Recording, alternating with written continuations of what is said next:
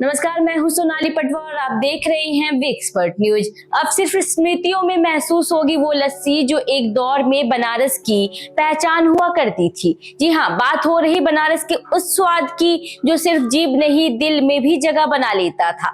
लंका चौराहा, जिसे स्वाद तीर्थ कहा जाता है, जहां चाची की करारी कचौड़ी, झोलदार सब्जी, रस भरी जलेबी और पहलवान की लस्सी, बस नाम लेते ही बनारसी गली नुक्कड़ की खुशबू आने लगती है।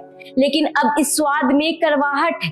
कारण है विकास की दौर में विरासत की कुर्बानी।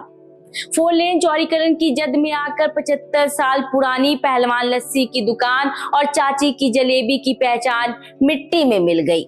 जो दुकान एक दौर में अभिनेता राजेश खन्ना से लेकर राज बब्बर, मिथुन चक्रवर्ती, अक्षय कुमार, रवि किशन और अनुराग कश्यप जैसे सितारों की पसंद बनी थी, जो स्मृति ईरानी से लेकर अरुण जेटली जैसे नेताओं की थकान मिटाया करती थी, आज वही दुकान सिर्फ यादों में रह गई।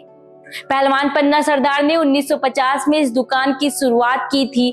मथनी से मथ कर बनाई गई केसर मलाई वाली लस्सी और उस पर रबड़ी की मोटी परत, जितने स्वाद के साथ संस्कार भी दिए। समय बदला, स्वाद बदला, लेकिन दुकान की रौनक और लोगों का प्यार नहीं बदला। चौथी पीढ़ी तक दुकान को संभालते आ रहे मनोज यादव जब दुकान की मिट्टी सिर से लगाते हुए फफक पड़े तो मानो बनारस की आत्मा भी रो पड़ी। अब सवाल ये नहीं कि सड़क चौड़ी हुई या दुकान टूटी, सवाल ये है क्या विकास की कीमत पे स्वाद और परंपरा को मिटा देना चाहिए। संगीताचार्य राजेश्वर आचार्य ने ठीक कहा, पहलवान लस्सी सिर्फ लस्सी नहीं थी, बनारसी स्वाद की पहचान थी। इसे संरक्षित किया जाना चाहिए था, इसका कोई विकल्प नहीं हो सकता। काश कभी विकास योजनाओं में कुछ जगह विरासत के लिए भी निकलती। काश बनारस के स्वाद को बस भूगोल की नहीं, भावनाओं की नजरों से भी देखा जाता।